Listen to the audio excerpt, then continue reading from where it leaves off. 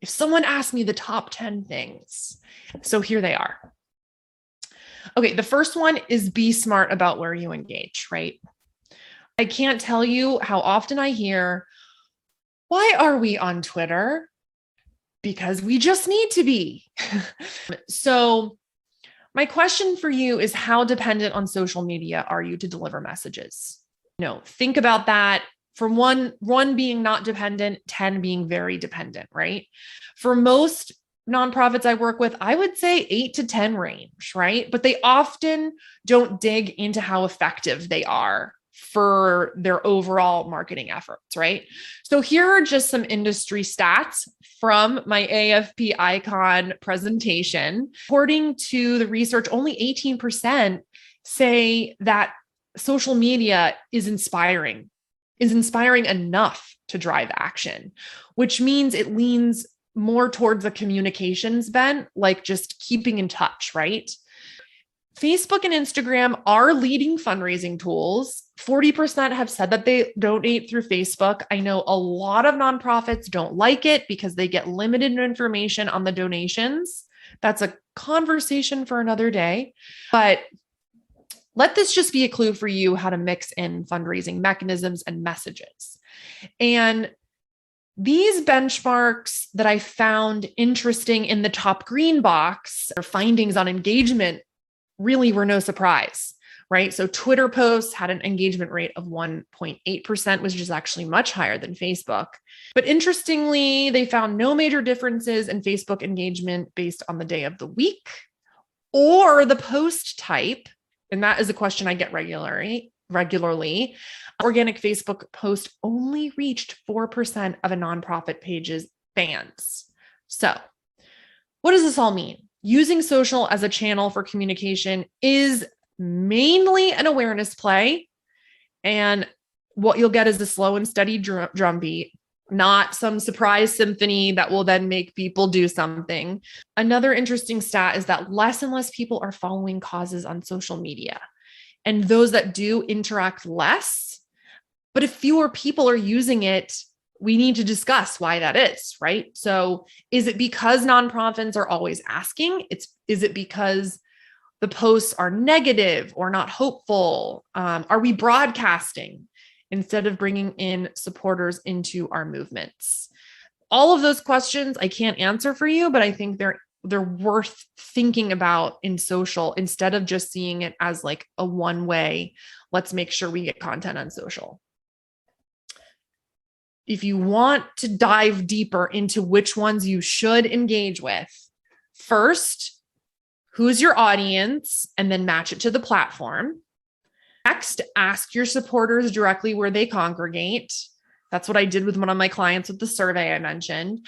Third, use your share data. Where is your content being shared? Next, look at your competition. That's always a great one. And then last, do keyword research using something like Ahrefs.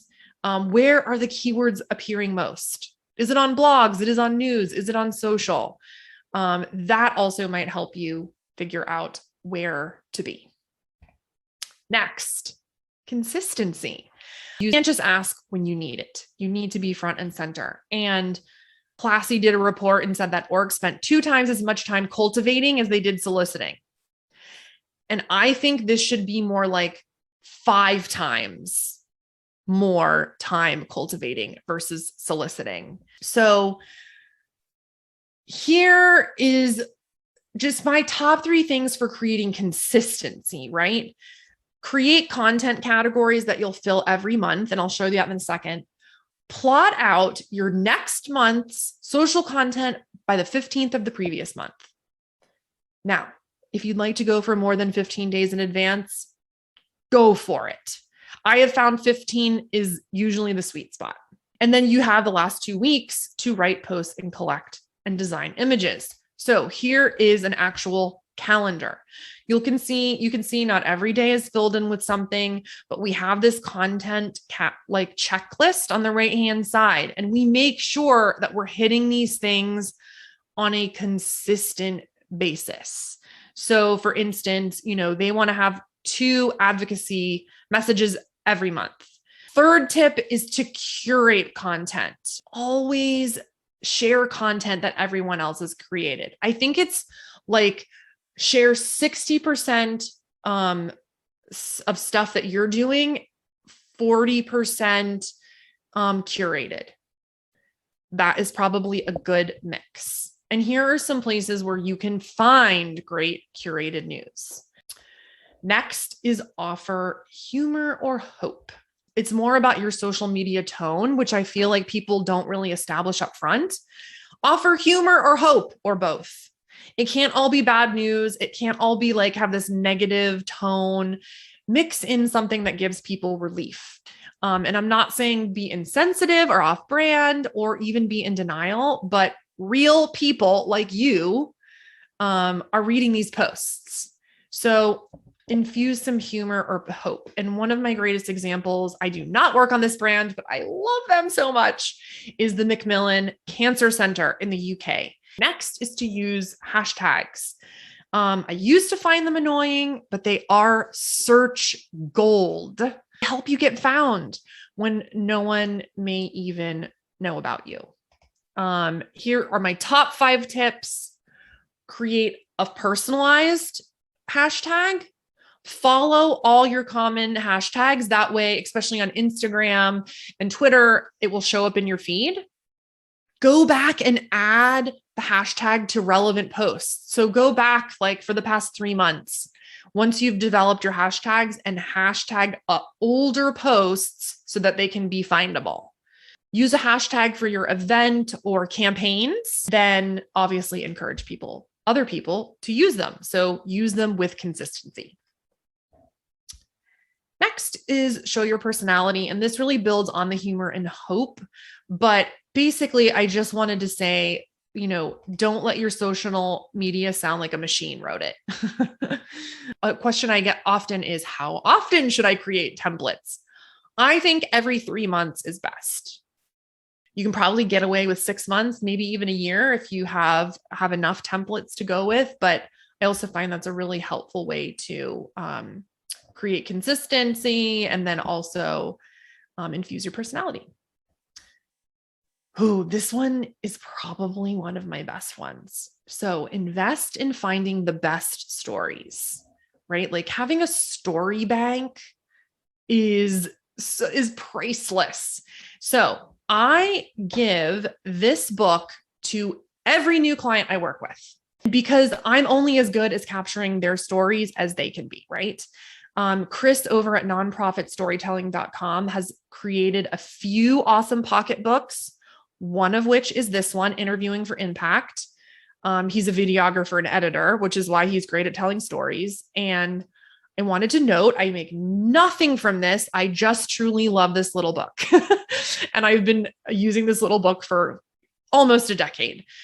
Next one is and we're nearing the end here. The next one is, it's content math, right? So if any of you have heard of derivative content, this concept takes that and makes math out of it. So it uses the concept of divisible, additive, multiplied, and subtracted content that lasts. So for example, taking a white paper, or let's see, this one starts with a blog post, repurpose it as an infographic, blog posts, and that is how you are dividing the content.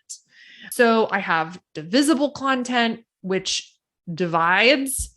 You have multiplied content, which takes content and gives it a new life. So you're literally repurposing it. Additive content could be taking something and making it into, my best example is a campaign landing page. So if you have an infographic, a case study, some charts, use that to make a campaign and add it together. And then subtracted content, it's probably one of the harder ones, but if you do have good insights on, what's the one thing that people are really glomming onto, subtract from that. Go and make other content that's related. All right, last two. Creating a list of friends. So these are people who you should interact with. You should share their content. You should tag them often. People that are in your circle. This way, you're building community. If you're not building likes, you're at least building community within your industry. And here are some people that might be in that circle. And last is swipe and customize. So I saved this one for last because my swipe file keeps getting longer and longer.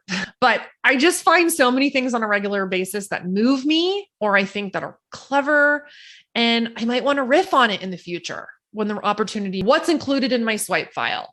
Great ads, great posts, retail email. I'll write down that subject line because I might be able to completely, rewrite it to work for something I'm working on. Headlines, creative, photos. I love saving photos, videos, layouts of pages. I'll write something like, what idea did this thing spark? This always helps too, is when I'm creating campaigns, like go to my swipe file, find some inspiration, find something that just like, it's the spark that gets the wheel going.